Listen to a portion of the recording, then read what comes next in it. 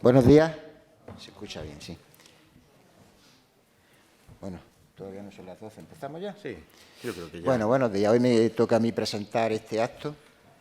Lo primero, darle las gracias por haber elegido precisamente esta actividad para su mañana del sábado.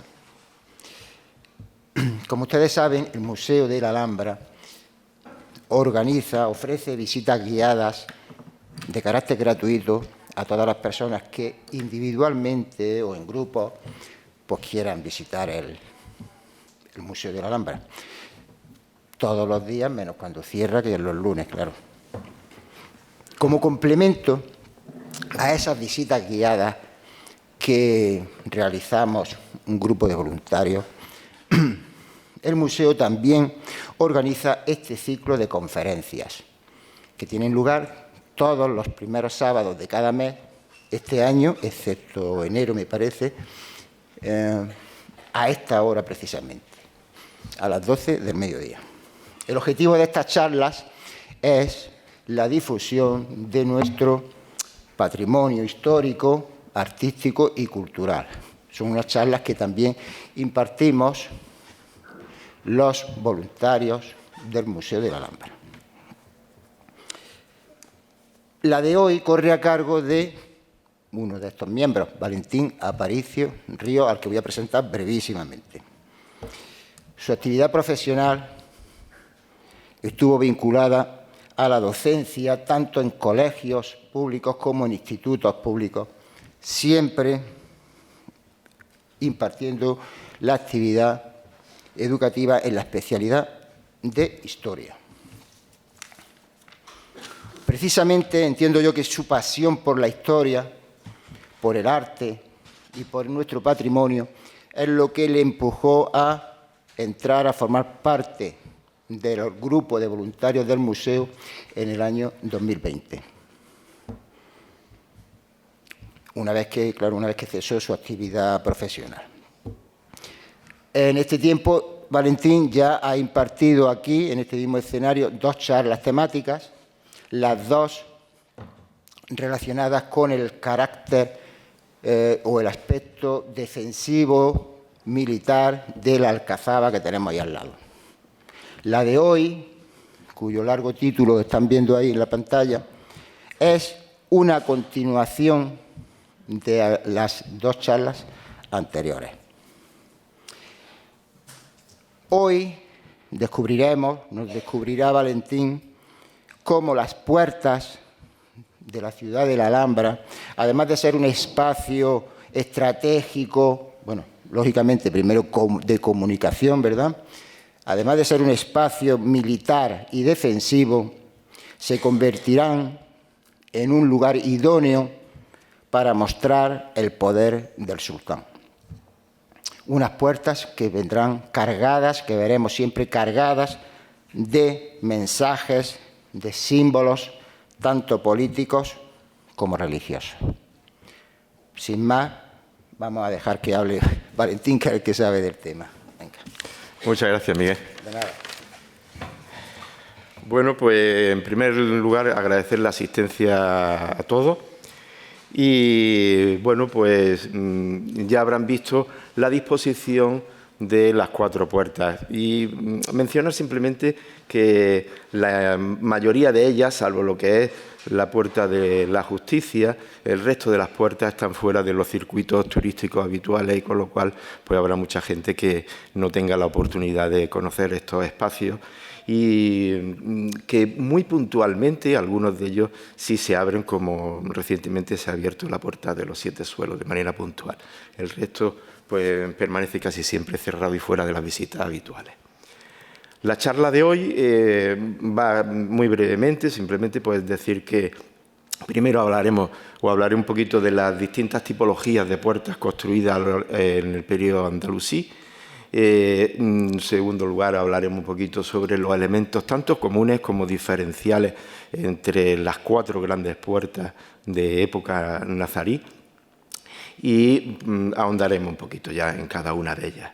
Y posteriormente mencionaré muy brevemente otros espacios de comunicación de la ciudad palatina, otras puertas.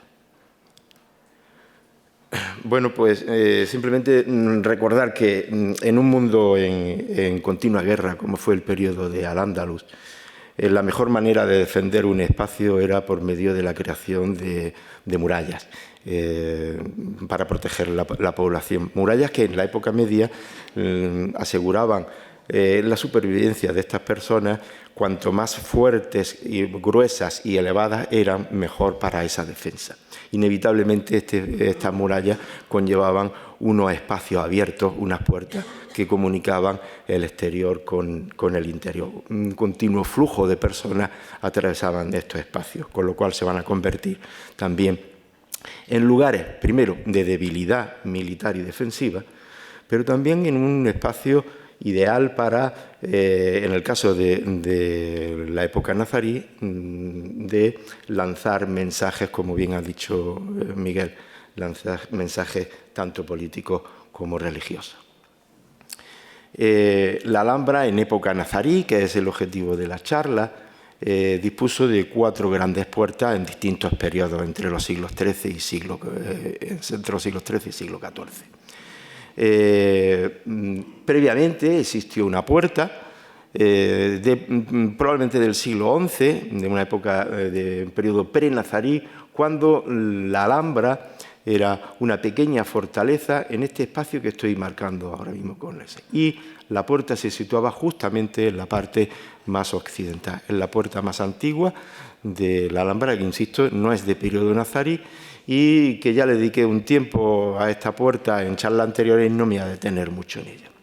Si observamos el plano de la Alhambra, lo que es el flanco norte del espacio militar defensivo, el que mira hacia el río Darro, hacia el Albaicín, constará de 2 puertas. La más antigua de ellas es la puerta del Arrabal, que se accedería desde la Cuesta de los Chinos, del espacio que hoy en día conocemos como Cuesta de los Chinos, que el nombre en época nazarí Bab al-Faray. La puerta de las Armas, en el sector más occidental, Bab al-Silab. Ambas comunicarían directamente con la ciudad de Granada. La puerta del Arrabal, como luego veremos, comunica directamente con el sector poblado del Albaicín, y Bab al-Silab comunica con la ciudad llana de Granada, en concreto arrancando desde las proximidades de la actual Plaza Nueva. Y ya en el flanco sur, mirando a Sulair, a Sierra Nevada, pues encontramos la puerta de los 7 solos, Bab al-Gudur, y la puerta de la justicia, por la cual todos conocemos, Bab al-Sharia. Al margen de estas grandes puertas existió una alhambra subterránea, una alhambra que permitía entrar y salir sin ser visto. Esto en esa época, en época medieval, llegó a ser fundamental, y muy probablemente algún sultán pudo salvar la vida gracias a estos espacios. Uno de ellos, el más conocido, que arranca desde las proximidades de la Torre de Comares, la escalera secreta descubierta a finales del siglo XIX y puesta en valor ya en principios del siglo XX. Desciende a través de 200 peldaños hasta las inmediaciones del río Darro. Igual que esta, existen otros espacios fuera de esas grandes puertas, esos espacios que comunican la Alhambra con el exterior. Si hacemos una reflexión sobre cómo se construyeron estas puertas, podemos, de manera genérica, podemos aglutinarlo en 2 grandes bloques. Por una parte, los primeros siglos de Al-Ándalus, desde su llegada al siglo VIII hasta las invasiones de almorávides y almohades, que van a producir unas modificaciones. Pues en este periodo los accesos a los espacios defensivos eran accesos directos, custodiados por normalmente 2 torres, 2 poderosas torres que custodiaban esa debilidad de ese espacio abierto en el paño de la muralla. Y ya en época con almorávides y posteriormente almohades y heredados también por los nazaríes, se innova y se mejora estos espacios defensivos con las puertas en recodo. De esta manera los espacios quedarán notablemente mejorados. y en el periodo nazarí, de forma casi magistral, se va a realizar un espacio nuevo que es lo que conocemos como torres puertas. Torres que en su interior albergan una puerta y que por un pasillo se van a desplazar hacia la comunicación en este caso, de la ciudad de la Alhambra. Estas torres puertas, la torre siempre normalmente a modo de torre casi albarrana, una torre que se desplaza fuera de la línea de muralla, avanzando, ¿vale? Entonces, esta solución defensiva es casi muy innovadora en la forma de construir estos espacios. Pese a que las 4 grandes puertas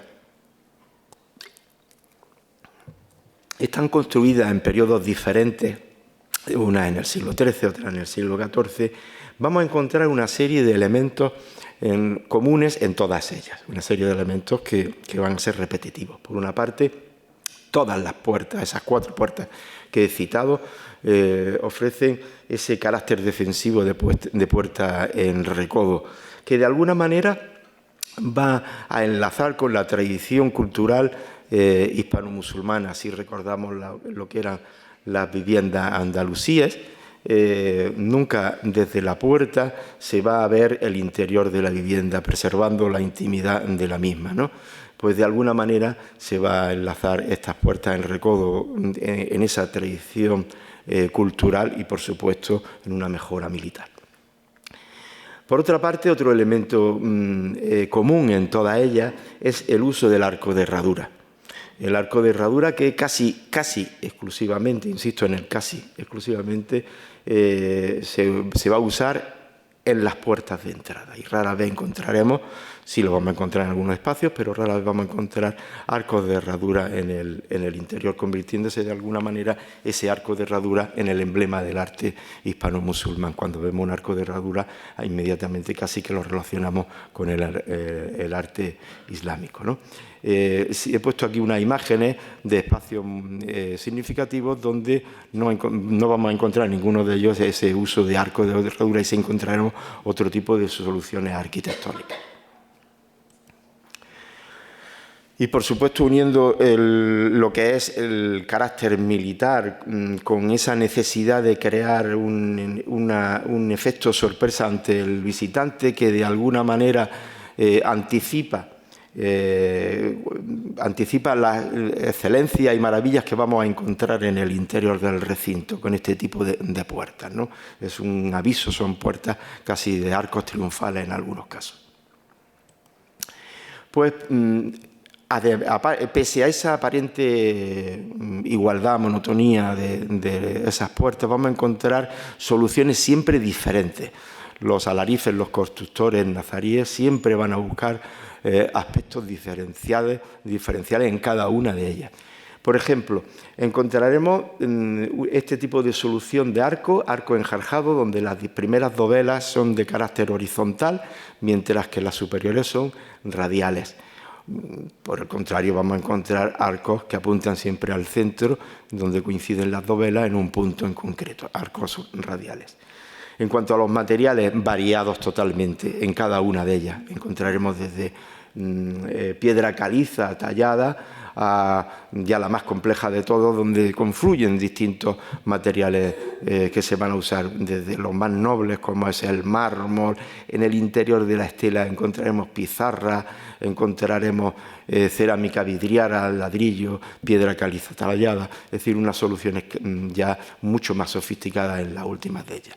Y si atendemos a lo que es, por ejemplo, la rosca del arco, entendiendo por rosca la distancia que hay entre la parte interna, el intradós del arco, y la parte externa, el trasdós, pues veremos cómo hay arcos donde la rosca es siempre igual y comprobaremos que hay otro arco donde la rosca ofrece un engrosamiento en la parte superior. De este tipo de arcos es más bien de tipo califal. Y si analizamos la relación que existe entre las puertas y la muralla como dos espacios evidentemente indisolubles, veremos que hay soluciones totalmente diferentes en cada una de ellas. No he puesto la Puerta de las Armas porque es totalmente distinta, pero vamos a fijarnos en estas 3 soluciones. La Puerta del Arrabal. Si tenemos la línea de muralla en este sector y la Torre de los Picos, y alrededor de la torre, en un pasillo en recodo abierto, luego un sector abovedado, cubierto, para luego seguir recodo e introducirnos dentro. Es decir, alrededor de una torre girará el acceso al recinto de la Alhambra. Esta otra solución, la Puerta de los 7 Suelos, la línea de muralla se sitúa en este sector y la puerta paralela a lo que es la línea de muralla. Una solución diferente. Y esta, la más sofisticada, la Puerta de la Justicia, donde la línea de muralla está en este sector y la puerta es perpendicular a la muralla. Por tanto, en la relación que hay entre puerta y muralla siempre va a haber una solución diferente en cada una de ellas. En la actualidad,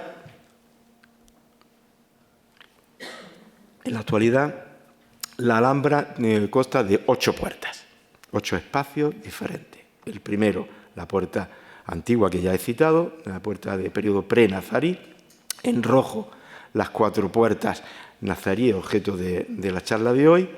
En verde, 2 puertas de época cristiana, una del siglo XV y la Puerta de los Carros del siglo XVI.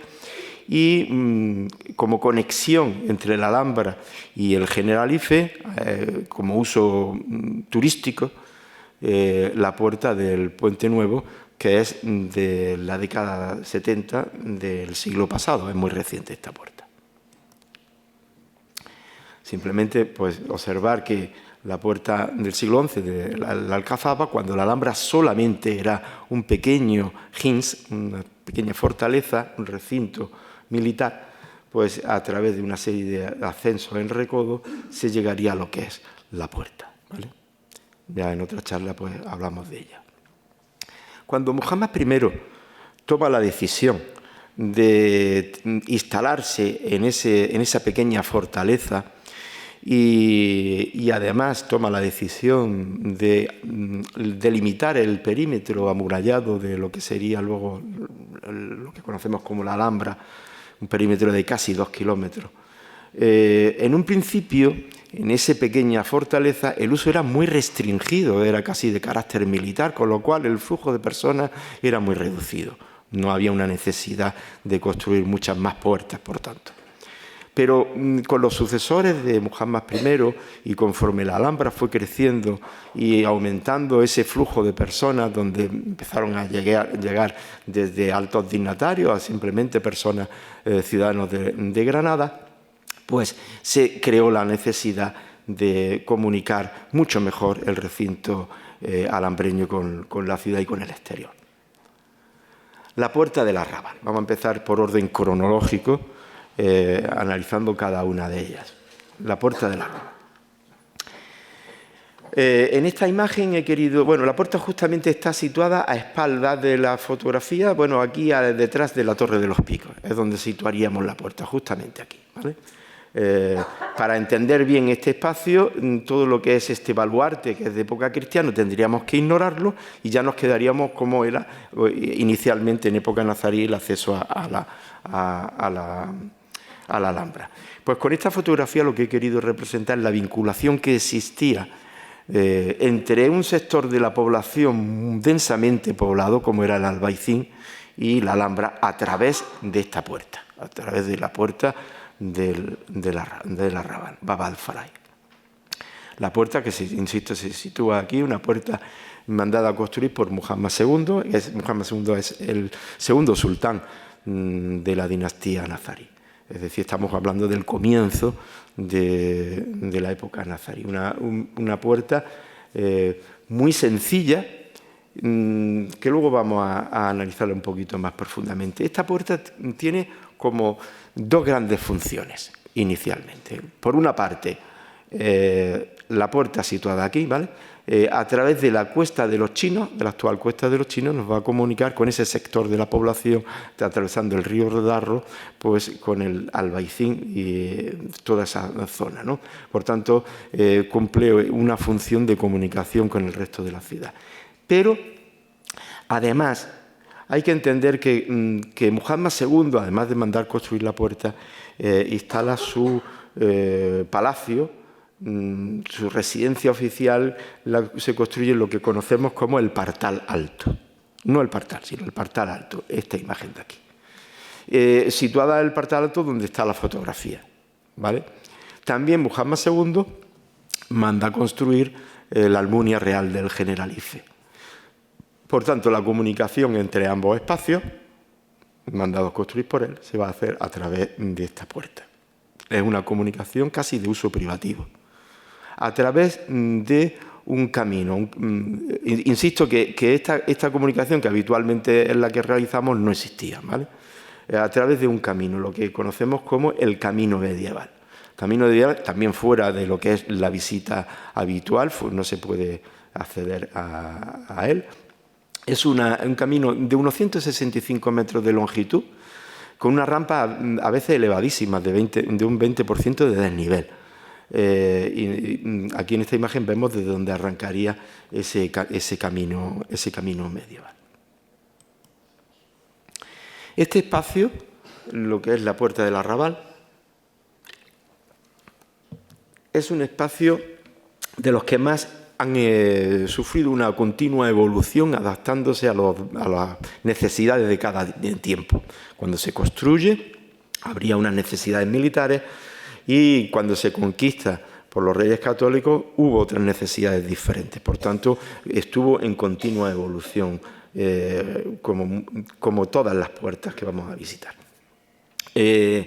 Inicialmente, la puerta, custodiada por una pequeña torre, no la actual Torre de los Picos, no posterior, una pequeña torre y un acceso directo. Por tanto, una puerta muy simple, muy sencilla. Ya con Yusuf I, y Muhammad V son los grandes constructores del siglo de oro de la época nazarí. Con Yusuf I construye sobre esa torre una torre más mejorada, que es la Torre de los Picos, la actual Torre de los Picos, y mejora el espacio con muros y antemuros, realizando un espacio de recodos. De todas estas diversas puertas que debió de existir, solamente nos ha quedado la actual Puerta de los Picos. Pero inicialmente debió de haber otro tipo de puertas que esos muros los tapaban. Y ya en época cristiana, la conquista de los reyes católicos, hay un cambio militar trascendente, que es el uso de la pólvora y la artillería. Y esto va a modificar radicalmente las características defensivas. Donde antes había grandes castillos con poderosos muros, ahora esos muros se convierten en una debilidad ante la artillería. Por tanto, esos espacios hay que modificarlos y hay que mejorarlos. Y estos baluartes se van a llevar a cabo en todas y cada una de las puertas de la Alhambra. La puerta, en fin, pese a no manifestar esa grandiosidad que las otras puertas manifiestan, no por ello fue menos importante.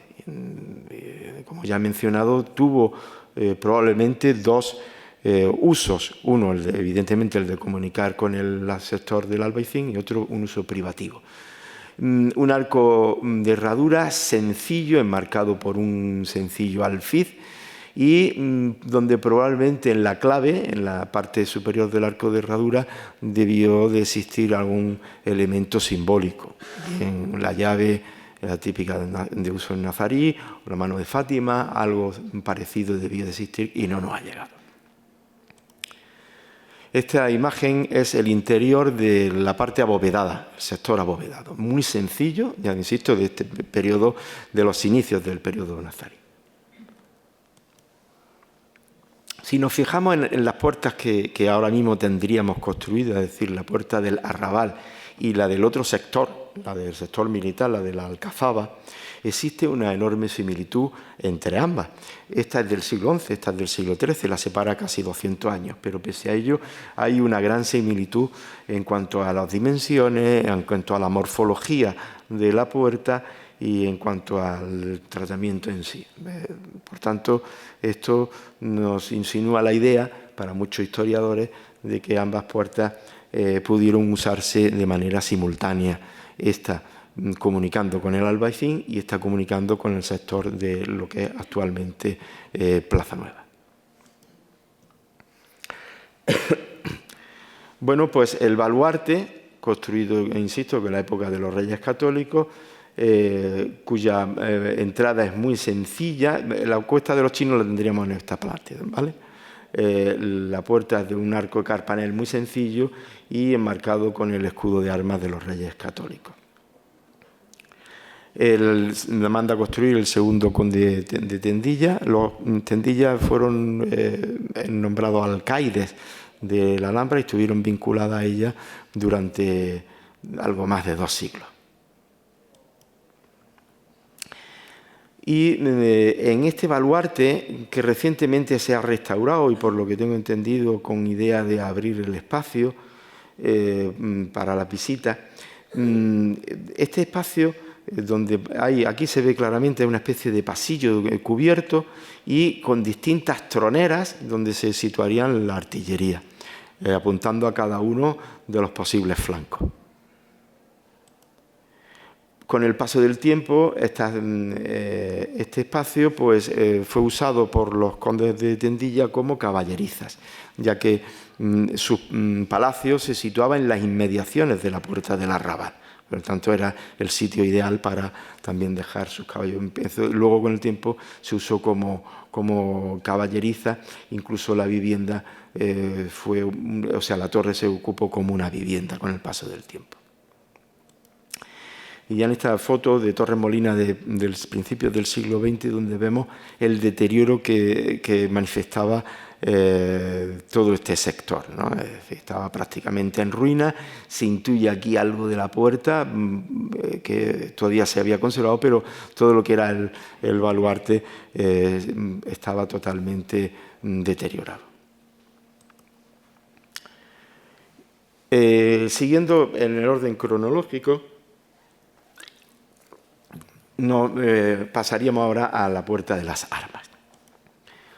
La Puerta de las Armas, cuando se construye lo que es la Puerta de las Armas, en esta maqueta lo vamos a entender muy bien, cuando se construye la Puerta de las Armas, previamente ya existían este triple amurallamiento. Estas 3 murallas ya existían, las manda a construir Ismail I probablemente.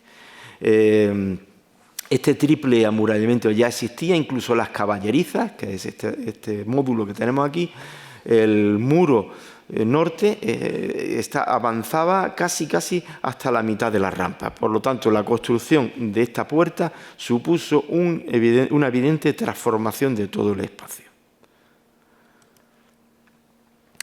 La ruta que se emprendía para comunicar Granada como ciudad y la Alhambra como espacio palatino se hacía a través de, arrancaría muy probablemente desde la plaza de Cuchilleros, en la encrucijada de Elvira, Plaza Nueva, tras cruzar el río Darro.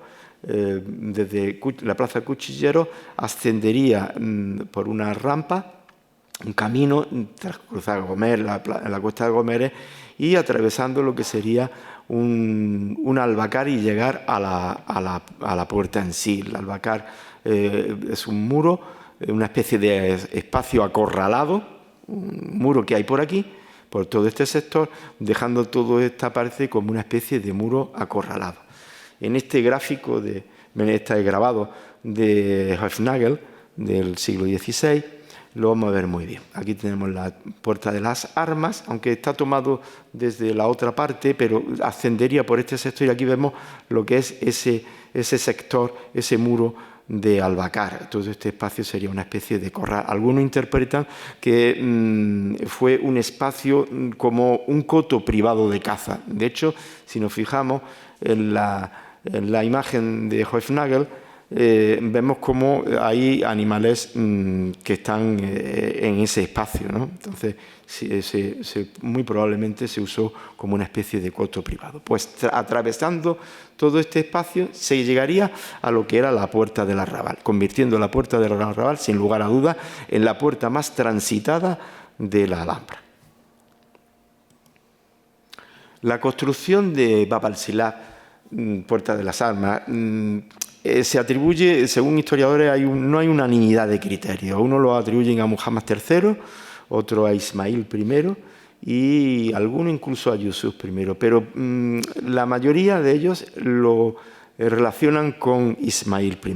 Lo que sí es cierto es que se construye entre finales del XIII, principios del XIV. ¿Vale?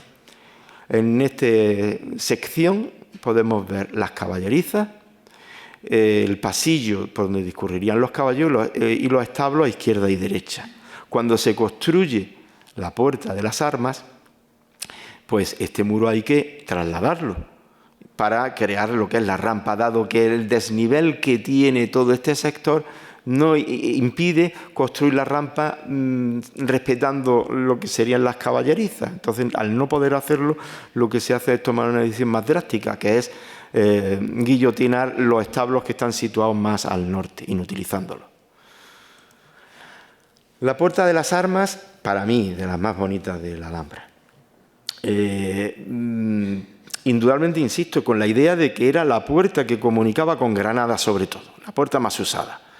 Está construida con materiales calizos hasta la línea de imposta y a partir de ahí, pues ladrillo.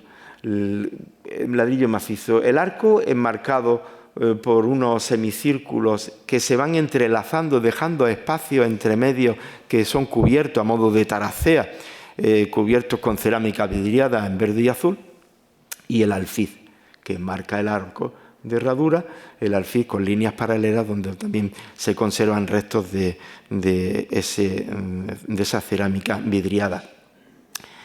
Las líneas de enjuta, lo que es la zona de enjuta, también estaría cubierta, pero no nos ha llegado, de cerámica vidriada.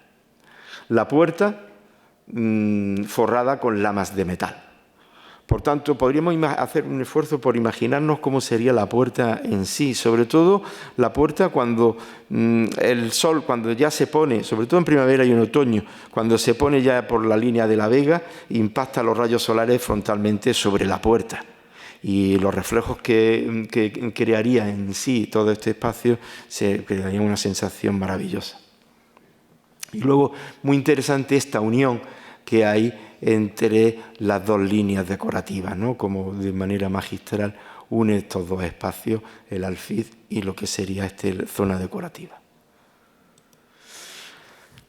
Bab al-Silad, la puerta se sitúa justamente aquí. Y hay unos pequeños rebordes y una zona donde se ahonda en lo que es el muro, de tal manera que cuando se abren las dos hojas de las puertas quedarán enmarcadas y tapadas en ese muro, con lo cual facilita el acceso hacia el interior.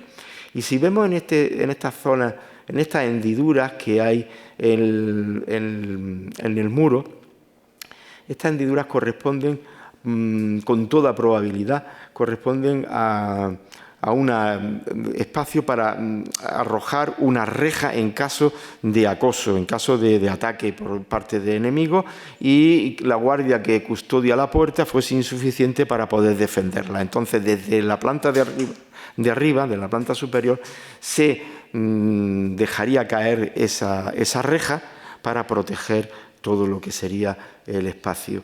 Ni no ha llegado la reja, ni no ha llegado la maquinaria o el sistema con el que se subiría o se bajaría esta reja. Pero de todas las puertas es la única que tenía este dispositivo. Y luego, muy interesante, el pasillo que recorre toda la puerta en su interior, donde podemos ver lo que hemos insistido, la torre y ese pasillo. Y si nos fijamos en el grosor de los muros, que le van a dar una solidez tremenda. Cuando llegamos ya casi al final del pasillo, pues tendremos dos opciones. hacia la izquierda nos comunica con lo que es la zona palatina y la zona civil de la Medina. Por aquí llegaríamos a ese espacio y por aquí nos comunicaría hacia la Alcazaba, hacia el sector militar. Por tanto, esta puerta tiene una doble posibilidad. En su interior, bueno, aquí podemos ver el carril por donde discurriría la reja esa que he mencionado anteriormente. Y el uso continuo del arco de herradura en todo lo que es todos estos espacios. Bueno, pues este primer sector es un cuadrado de algo más de 3 metros de lado, 3 por 3 y poco más. Y desde ese cuadrado va a ir evolucionando hasta llegar a una bóveda gallonada con 16 gallones, 16 espacios.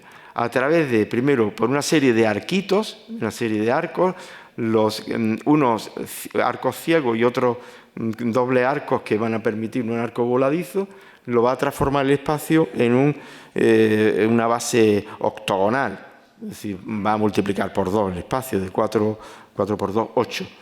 Y posteriormente se va a transformar en un espacio hexadecagonal de 16 lados, también multiplicado por 2.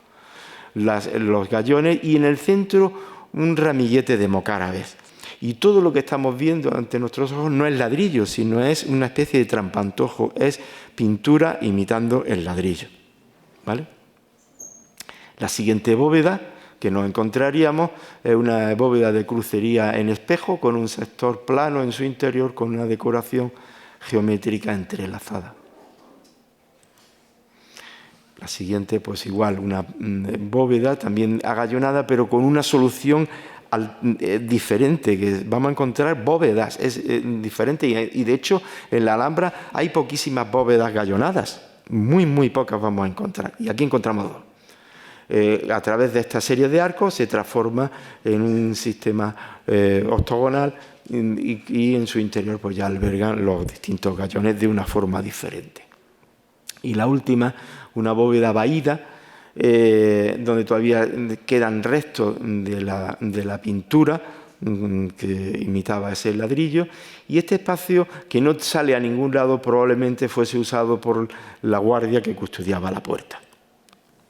En el piso de arriba tampoco se visita, desde luego no tiene mucho interés, pero son espacios que dispone la Alhambra. No tienen un nexo, una unión, la planta baja con la planta alta.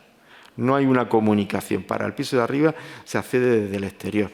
Y probablemente desde este módulo se dejaría caer esta reja que he mencionado anteriormente. Llama la atención los grosores de los muros de la planta de arriba con respecto al resto. Es decir, esto es técnica muy habitual en la Edad Media, conforme va creciendo el edificio, los muros van disminuyendo en grosor. El acceso fue modificado ya en época cristiana. En época cristiana el acceso a la Alhambra, a la ciudad palatina de la Alhambra, se va a hacer a través de, cuando llaman la Cuesta Gómez, el Arco de las Granadas, lo que sería la Cuesta Empedrada, lo que es el camino de tierra que nos conduce el camino de tierra está a la izquierda y que nos conduce a la Puerta de la Justicia. Ese camino es el que empezó a usarse ya en época cristiana, abandonando el acceso anterior y utilizando este acceso más prestigioso. Claro, la Puerta de las Armas desde otra vista comunica con esta barbacana que ya entraría en dirección a lo que es los espacios palatinos y la ciudad. Pues en época de Felipe II se construye lo que conocemos como el cubo, otro baluarte. Al construir el baluarte, que está justamente más o menos aquí, al final de la barbacana, lo que hace es cegar totalmente el espacio e inutilizar la puerta. Ya la puerta pierde todo su sentido a partir de ese momento, porque se convierte en un espacio sin sentido, ya sin conducirnos a ningún lado. Con lo cual, la Puerta de las Armas, con el paso del tiempo, dejando de utilizarse, se colmató de materiales, de escombros, de ruinas. Incluso esta fotografía es muy interesante porque podemos ver que ya desde muy antiguamente existió una vivienda en la planta tercera, que hoy en día ya se ha desmontado, y cómo esa barbacana, aquí se ve una persona que está subiendo por toda esa escombrera que se había ido acumulando a lo largo de los siglos, ¿no? Es decir, este espacio quedó totalmente inutilizado. Ya nos vamos a trasladar a lo que es el sector que mira hacia Sulair, hacia Sierra Nevada, hacia el sur. Y aquí vamos a encontrar dos grandes puertas. Este sector es muy distinto a la zona que mira hacia el río Darro. La parte que mira hacia el Darro es muy abrupta, tiene grandes tajos, como el Tajo de San Pedro, un espacio muy bien defendido por el propio relieve. Pero por esta parte, no voy a decir que sea llana, pero es un espacio con una pendiente mucho más suave, lo cual va a convertirlo en un espacio más fácil de ser atacado. Si a eso le añadimos que hay un pequeño cerrillo que va ascendiendo desde lo que es, se llama en época nazarí conocido como Aabul, que va desde Torres Bermejas hacia arriba, lo que es Carmen de los Mártires, el Pala, el Autorio Manuel de Falla, y sube hacia el Carmen de los Catalanes, quería decir, Manuel de Falla, y sube hacia el Carmen de los Mártires. Ese cerro culmina en esta parte alta de lo que es el Carmen de los Mártires, con lo cual desde aquí arriba es fácil atacar todo este sector de la Alhambra. Por lo tanto, es un sector débil. Aquí está la Puerta de las Armas. En época nazarí, toda esta zona estuvo convertida en silos y mazmorras, un lugar donde sufrieron cautiverio numerosos cristianos, presos cristianos. En el grabado de Hofnagel, también, como luego mencionaré un poquito de él, ya que lo he usado en varias ocasiones a lo largo de la charla, Hofnagel deja constancia de cómo era este sector. Bueno, pues los reyes católicos, al poco de la conquista, mandan la construcción de una pequeña ermita, la ermita de los Mártires, que con el tiempo dará lugar a conocer este espacio como el Carmen de los Mártires, ¿no?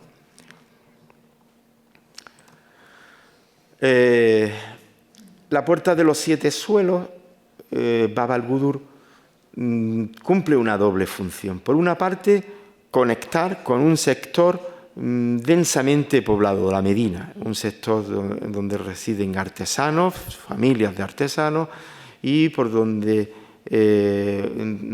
un flujo constante de personas que lo van a hacer uso a través de esta puerta. Y materiales, personas y materiales, porque todo esto artesanía van a demandar una serie de materiales para trabajarlo en su interior, con lo cual todo ello, tanto personas como materiales, se va a usar a través de Bab al-Budur. Y también, por supuesto, dada su tamaño, sus formas y su aspecto que tiene la puerta, va a tener un pleno carácter simbólico y de prestigio, de ensalzamiento de la autoridad, en este caso del sultán Yusuf I, con toda probabilidad mandada a construir por Yusuf I. Con Yusuf I, decir que con él, en el tema de las puertas, se va a alcanzar el culmen constructivo de las puertas.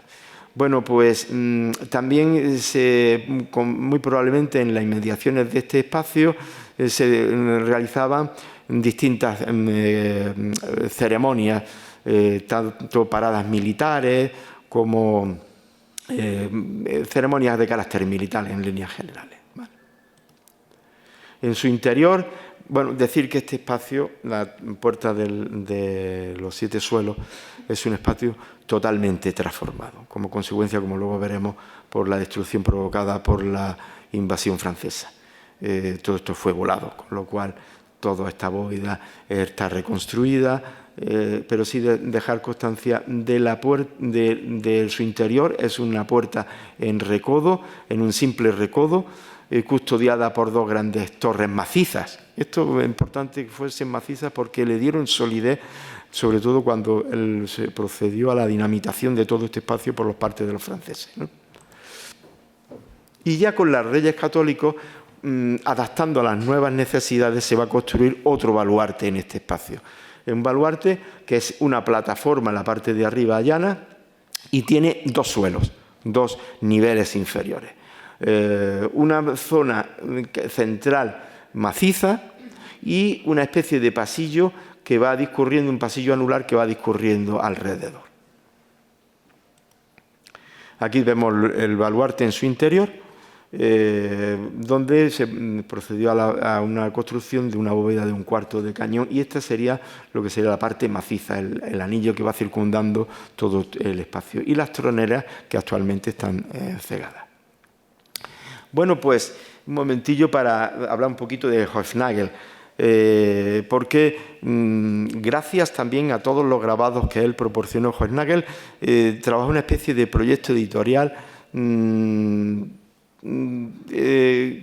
donde se van a reflejar imágenes y se van a hacer grabados de imágenes de distintas ciudades del mundo, de los distintos continentes. Y en concreto, Hoefnagel llega también aquí a Granada y realiza una serie de grabados muy interesantes, todos ellos, que nos permiten, siempre de manera entrecomillada, ver cómo era la ciudad en aquella época. Y en esta imagen podemos ver cómo era Bab al-Gudur, en la imagen que nos ofrece Hoefnagel.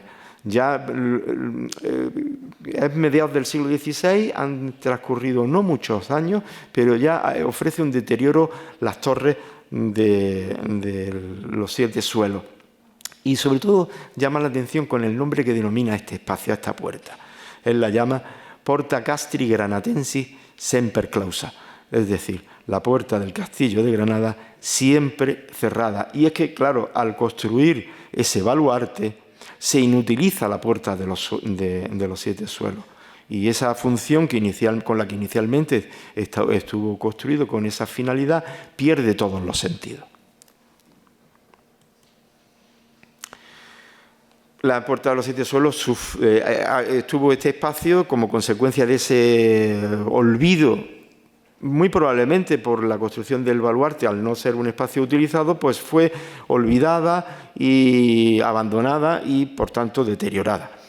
Bueno, pues a mediados del siglo XVIII se tapió la puerta en sí, se procede a tapiarlo debido a los desmanes que había, gente que entraba dentro, una zona muy perdida ya de la Alhambra y de la ciudad de Granada, abandonada allí al final, con lo cual era un lugar ideal para todo tipo de desvanes. Se tapió la puerta para que no entrara nadie a la Alhambra. Y a principios del siglo XIX, 1807, Simón de Argote, muy interesante porque este cronista granadino, afrancesado, que luego cuando se van los franceses él tiene que huir de Granada, dejó constancia de cómo era la puerta. Y esto es muy interesante, porque gracias a los relatos y a las imágenes que tenemos de Bab al-Gudur, pues luego se pudo reconstruir la puerta. Él nos dice que ya estaba tapiada en esa fecha, que en la clave de en medio había una llave, modelo simbólico, que las enjutas estaban decoradas con azulejos, que la portada era de mármol blanco, que las puertas estaban forradas de hierro y que las dimensiones de la torre eran de aproximadamente unos 22 metros. Bien, pues cuando llega pocos años después de describir Simón de Argote cómo era este espacio, pocos años después llegan los franceses. Una auténtica tragedia. En 1810 las tropas de Napoleón se instalan en la Alhambra convirtiéndolo en un cuartel y la puerta es reabierta y ponen 2 baterías artilleras en sus inmediaciones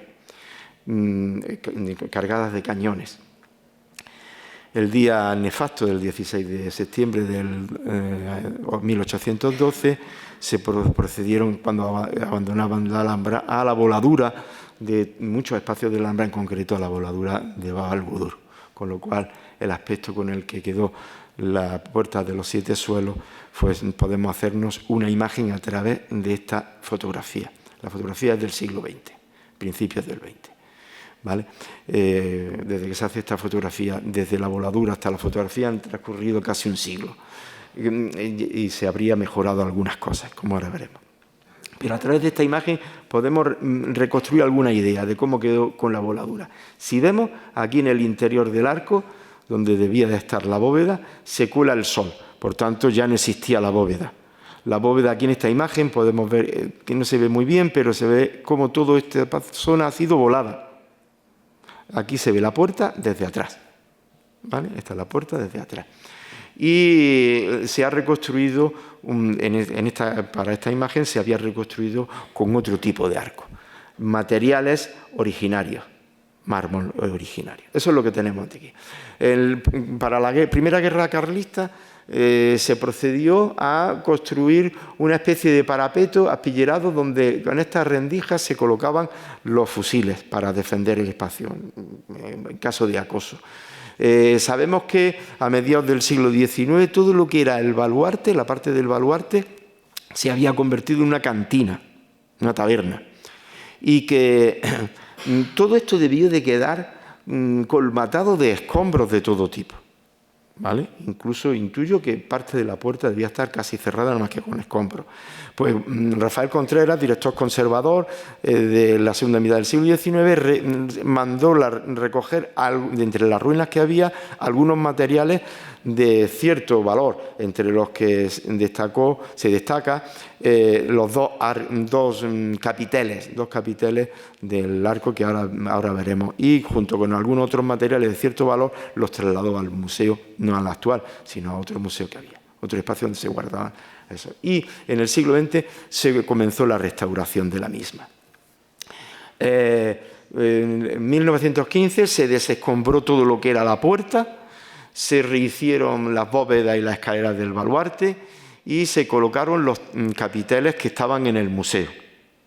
¿Vale? Ya tenemos los capiteles originarios, se colocaron en lo que eran las puertas de entrada de Bab al-Budur, aquí, esta y esta.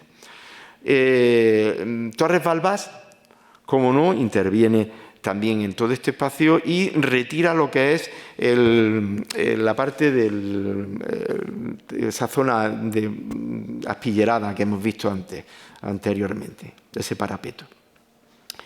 Y ya en la década de los 70 se procede a la más que restauración, reconstrucción de todo este espacio, ¿vale? De tal manera que aquí podemos ver materiales originales. Esta es la puerta que mira hacia adentro, la puerta que está hacia el interior ya de los 7 suelos, la que podemos ver desde el secano. Y se procedió en los años 70 a esa restauración.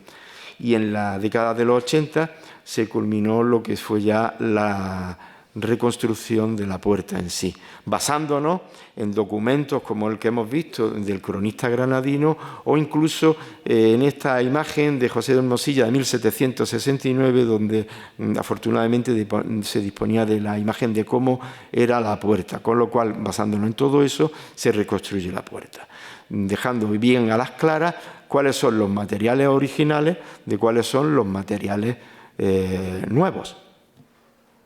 Y cómo el arco, esa especie de arco carpanel que hemos visto antes, había sido sustituido ya con el arco que probablemente debió de existir.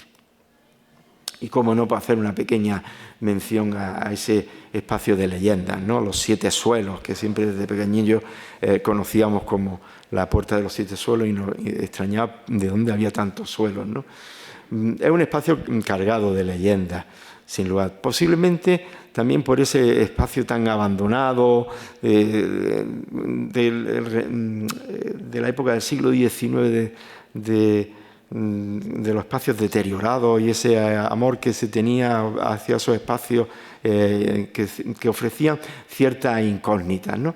Bueno, pues Washington Irving, una de sus leyendas más famosas, la leyenda del legado del Moro, donde sitúa a los personajes, al final de la leyenda lo sitúa en la puerta de los 7 suelos. Y cómo no, para descubrir un maravilloso tesoro que está en los fondos de ese espacio, y a los cuales no se puede acceder porque por arte de encantamiento pues están cerrados y no se puede acceder a ellos, ¿no? Bueno, pues él describe que en la leyenda describe que había 3 galerías más, que el pavimento de la cuarta era bastante sólido, ya tenemos 4 suelos, pero que según la tradición quedaban otras 3 bóvedas más, pero que no se podía penetrar a su interior. Ahí es donde tenemos los 7 suelos de la puerta de Bab al-Budur. Y en esta imagen, realizada poco tiempo después de la restauración de 1915 de todo lo que es el baluarte, que estaba en la escalera y tal, donde podemos ver pues, a personajes de la cultura granadina, Lorca, Ángel Barrio, Manuel de Falla o Adolfo Salazar y el hermano de Lorca.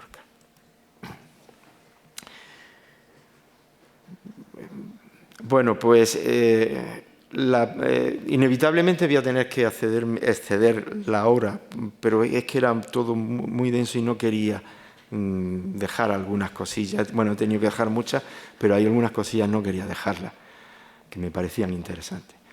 Y entramos en lo que es la puerta de las puertas. Uno de los grandes símbolos de la Alhambra.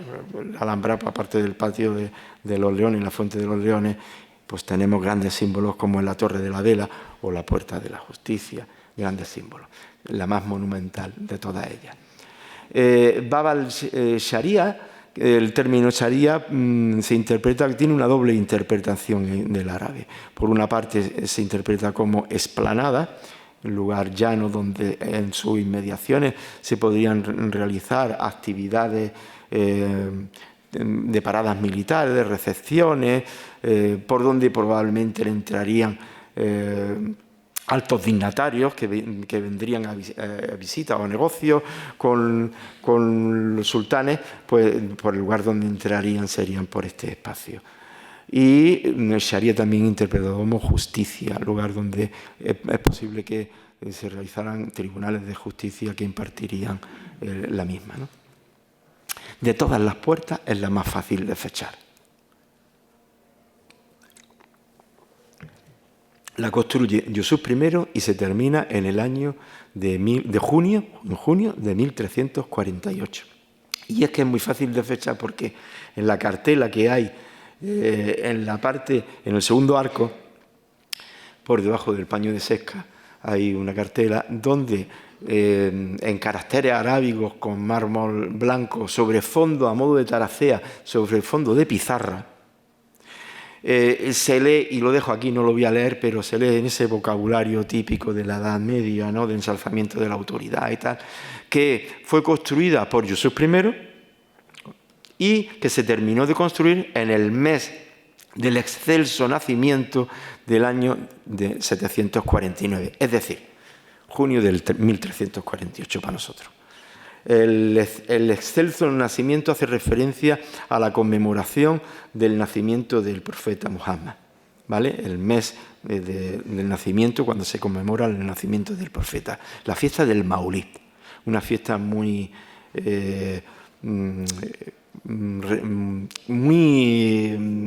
se realizaba muchísimo y se le dio una gran importancia por parte de la dinastía nazarí.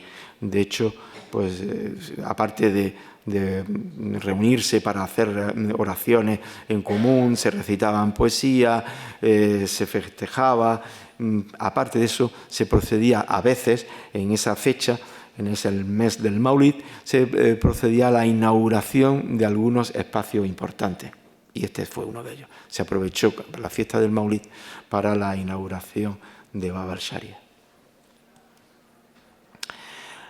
A nivel defensivo, bueno, tiene esa doble funcionalidad, que es un lugar donde hay actos públicos relevantes, donde ya he citado, pues donde se podían realizar también paradas militares, donde se recibía a los altos dignatarios para entrar al interior de la ciudad palatina, un espacio muy, muy importante, pero además es el culmen de la defensa, del espacio defensivo, por cuanto voy a desmenuzar aquí. Lo primero es la situación con respecto a la línea de muralla. Es perpendicular. La puerta es perpendicular a la misma. Y esto no es baladí. Es que en caso de ataque, normalmente los soldados llevarán la protección del escudo en el brazo izquierdo y el flanco derecho está más desprotegido, donde llevan la espada. Con lo cual, desde este lado se puede atacar ese flanco débil del atacante. Ya tenemos un factor defensivo en cuanto a la posición de la puerta. Ya no es casual. Luego, la puerta está custodiada por dos grandes torres que están como metidas dentro de la puerta en sí. Parece como un solo espacio, pero son en realidad dos grandes puertas que le dan una enorme solidez a la misma. En su interior hay una buhedera donde desde la planta de arriba, desde este espacio, se podrá arrojar distintos elementos en caso de ataque.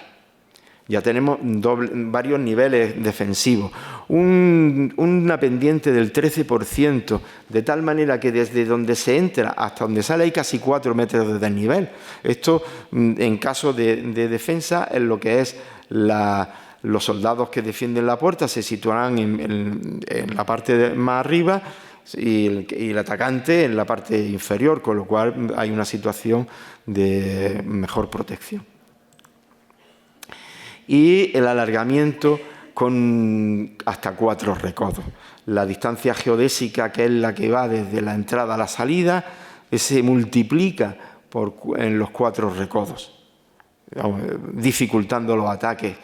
Y por supuesto también, aunque casi inapreciable, hay una sensación de efecto de embudo, de tal manera que los últimos módulos son ligeramente más pequeños que los anteriores.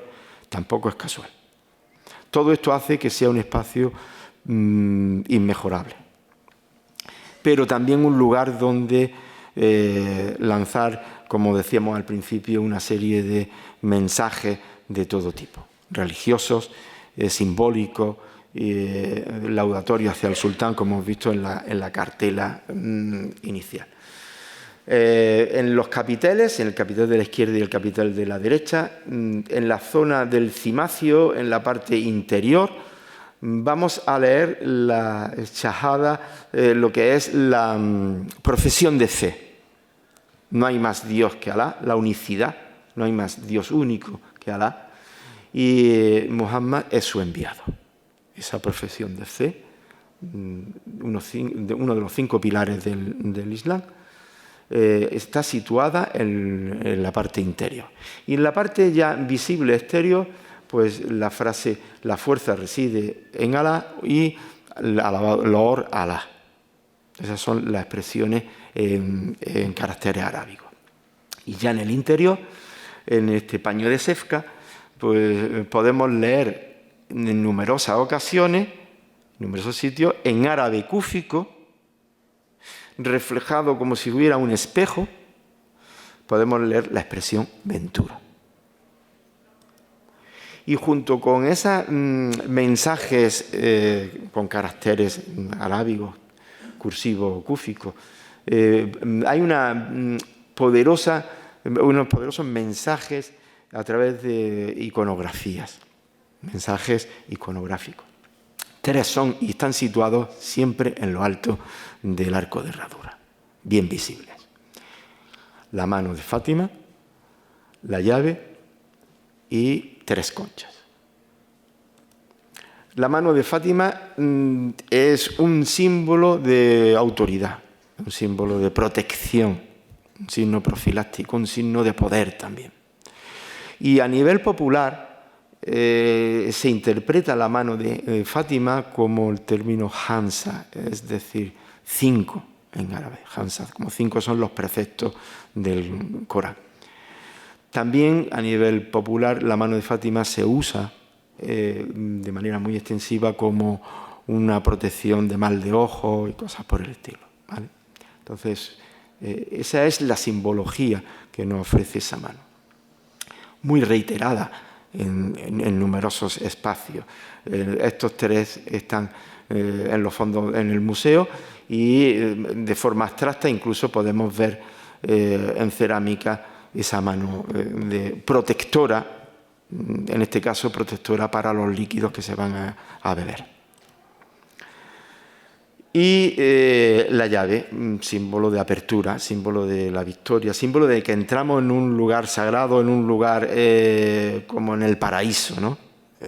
La entrada a ese espacio sagrado. Y ya por último, en esa simbología de la puerta de la justicia, el uso de la concha. La concha está vinculada al agua y a la perla que alberga en su interior, por tanto es símbolo de purificación, como el agua que purifica en todas las religiones, fertiliza, símbolo de fertilidad, y por esa riqueza que tiene, esa perla, símbolo también de riqueza. Es un símbolo muy usado por la dinastía nazarí, lo vamos a encontrar en numerosísimos espacios dentro de la Alhambra, en yeserías, en numerosos capiteles. En el museo disponemos de esta maravillosa fuente que es una concha, en realidad, ¿vale? Y junto a todos estos mensajes, ya sean de caracteres epigráficos o simbólicos, junto con todo eso, la belleza de la puerta reside también en las proporciones que tiene. Es decir, si una puerta no tiene unas proporciones, si un espacio es desproporcionado, pues visualmente para nosotros será un espacio menos bello que un espacio con proporciones. Es como un gran arco triunfal, como dos arcos, en realidad uno sobre otro. En matemáticas se llama esto una homotecia. Y si nosotros enmarcamos lo que es el alfiz del arco exterior, que es como un gran rectángulo que enmarca el espacio, y si desde sus vértices prolongamos hasta el centro de la puerta, veremos cómo va a enmarcar el otro alfiz del interior. De tal manera que hay una proporción, es como un zoom, como si fuéramos un zoom en fotografía, es una proporción matemática, en razón de 2, es una proporción de, esta es el doble de tamaño que la pequeña, ¿vale? Y bueno, ya ver un poquito la evolución del espacio. Se creó el baluarte como tantos espacios en las inmediaciones de la puerta, pero no se alteró la puerta, sino las inmediaciones de la puerta. La puerta ya no se podía mejorar más. Entonces, en las inmediaciones se construye el baluarte y en su interior yo entiendo que se respeta todo lo que es el interior de la puerta. Cuando cae en manos cristianas, en época de los Reyes Católicos, solo van a transformar este espacio, van a cristianizar el espacio con la imagen de Ruperto Alemán de una Virgen con el Niño. El resto se va a permanecer, incluso la cartela, el mensaje, todo va a permanecer inalterado. Y ya en 1558, donde se cree que se hizo la primera misa, antes de entrar a la ciudad se realizaron las primeras oraciones, donde se cree que se hizo la primera misa, se construyó un sencillo altar que casi siempre está cerrado.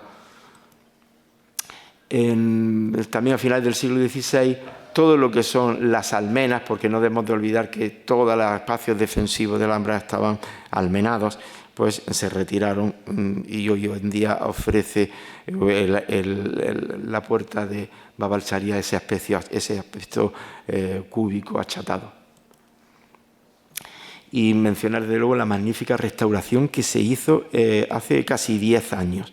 Lo podemos ver como, sobre todo en la cartela, donde más lo vamos a notar.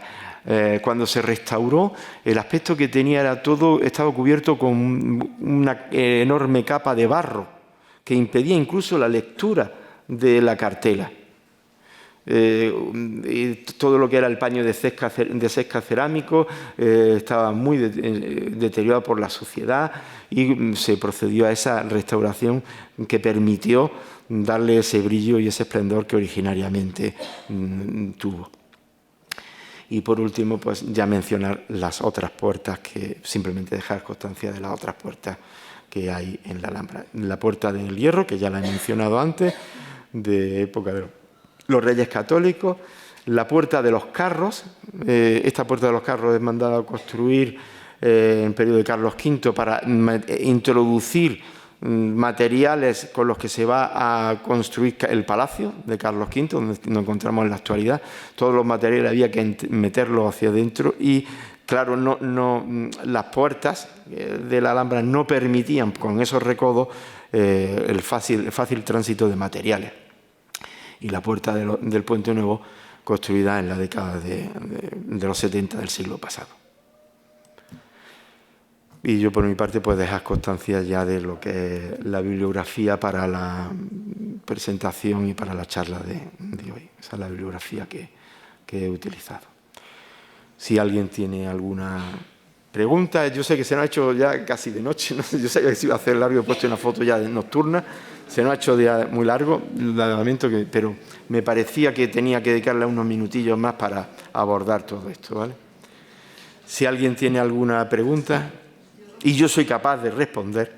Me ha llamado mucho la atención la parte de los mártires, que no sabía yo de dónde venía ni el nombre ni nada. Cuando se hizo los mártires se encontrarían allí muchos perros, supongo, ¿no? Si eran pozos mazmorras.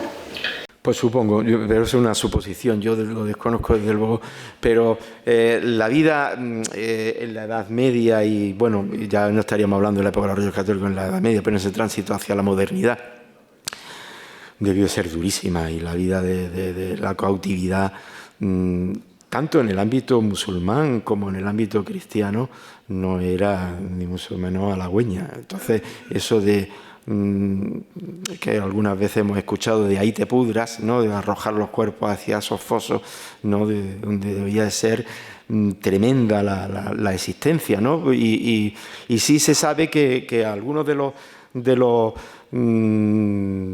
presos que estaban retenidos en esos espacios, a veces, con suerte, se podían sacar por el día para realizar trabajos constructivos de espacios que estuvieran como mano de obra, ¿no? Esos sí tenían suerte. Algunos más afortunados podrían tener un poquito de mejores condiciones porque se usaban como moneda de cambio. Pero yo entiendo que los que estaban en ese espacio, es una teoría mía, como ya estaban fuera de lo que era el recinto, pues no eran usados como moneda de cambio, no serían usados, es decir, estarían en peores condiciones, desde luego. Pero yo desconozco si ahí había restos o no. ¿El cerrojo de la Puerta de la Justicia es original o es también...? Sí. Todo lo que son, incluso los clavos de la puerta, también son originales, ¿vale? Es decir, la Puerta de la Justicia es de los espacios que hay que más se han respetado. De hecho, es una pena que de las 4 puertas que hay, que son espacios de verdad espectaculares, que no se puedan visitar. Sobre todo, en concreto la Puerta de las Armas. Ese espacio es precioso y a nivel de bóveda es el más bonito de todos, pero está cerrado. Y respondiendo a tu pregunta, yo por lo que tengo entendido sí es original, el cerrojo. Pues muchas gracias por su atención y muchas gracias.